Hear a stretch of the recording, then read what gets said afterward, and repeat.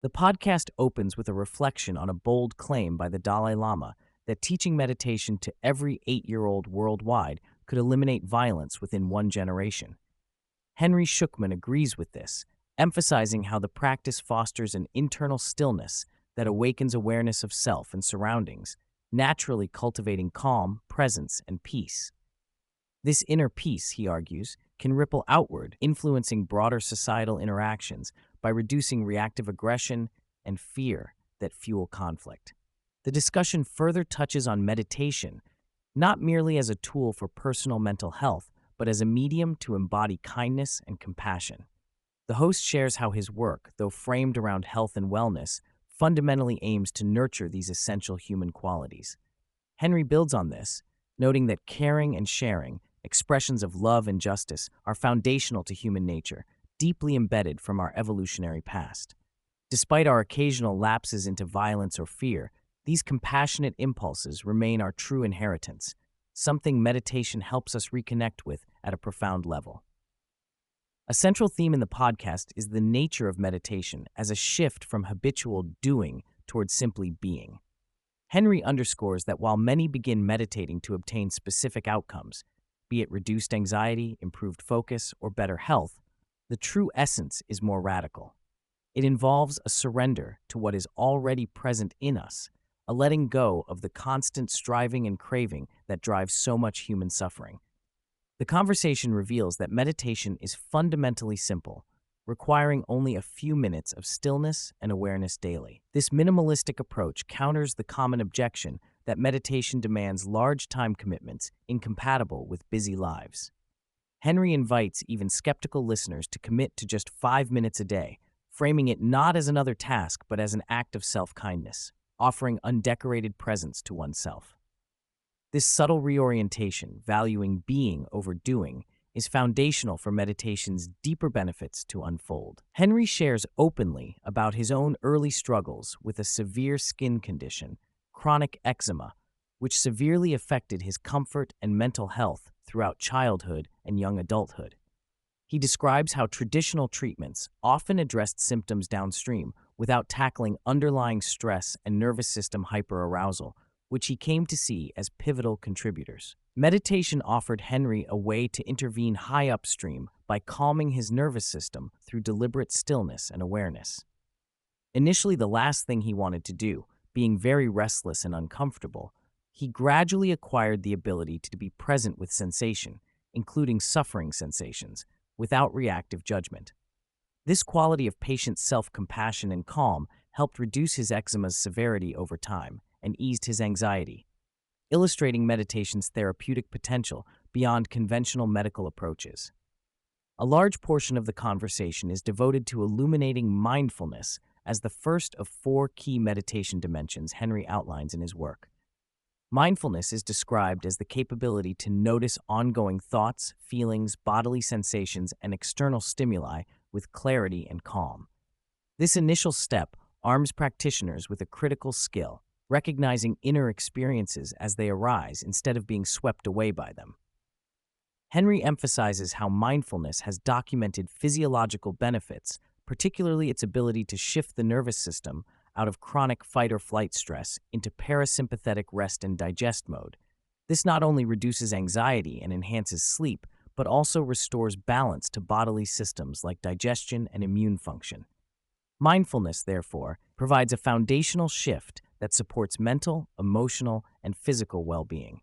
The podcast challenges the misconception of meditation as a solitary, individualistic endeavor.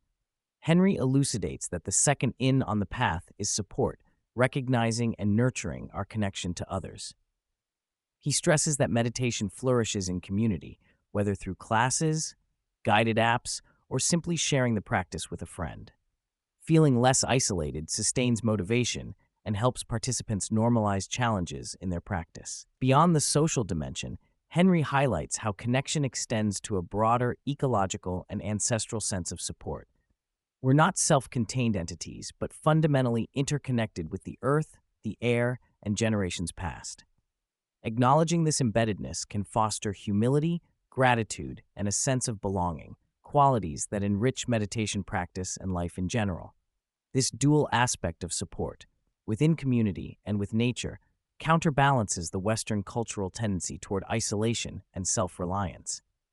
Building on mindfulness and support, Henry describes the third in called absorption or samadhi, a state where one experiences deep flow and unity with the present moment.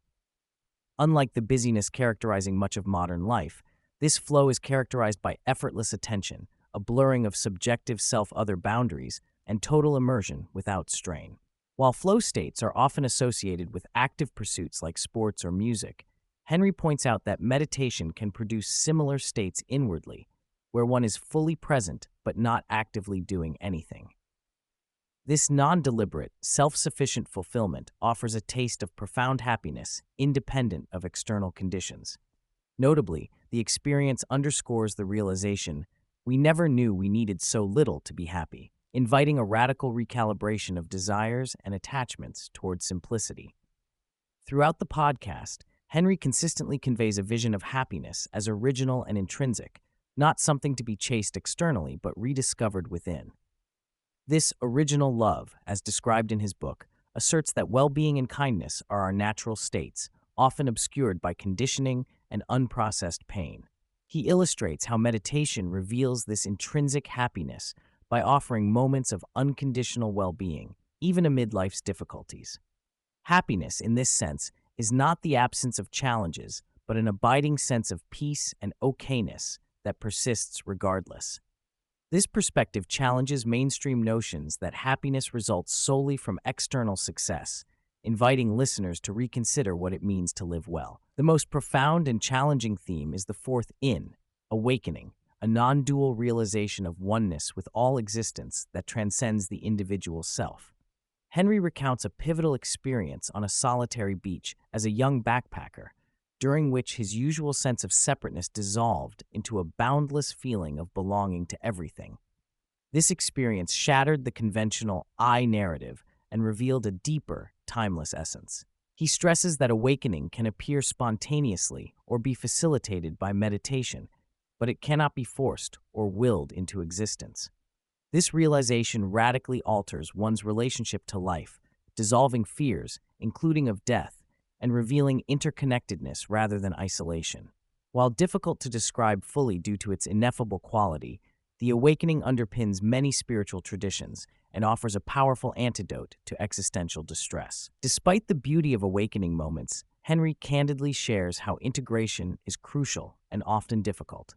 After his initial beach experience, he struggled to make sense of it and return to everyday life, a time marked by raw childhood wounds surfacing and requiring therapy and meditation for healing.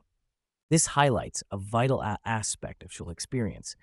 Glimpses of transcendence are valuable but incomplete without frameworks and practices to incorporate them sustainably.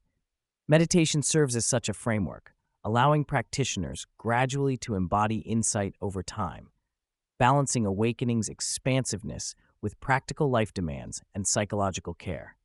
The discussion bridges meditation's spiritual benefits with tangible health improvements, using eczema as a key example.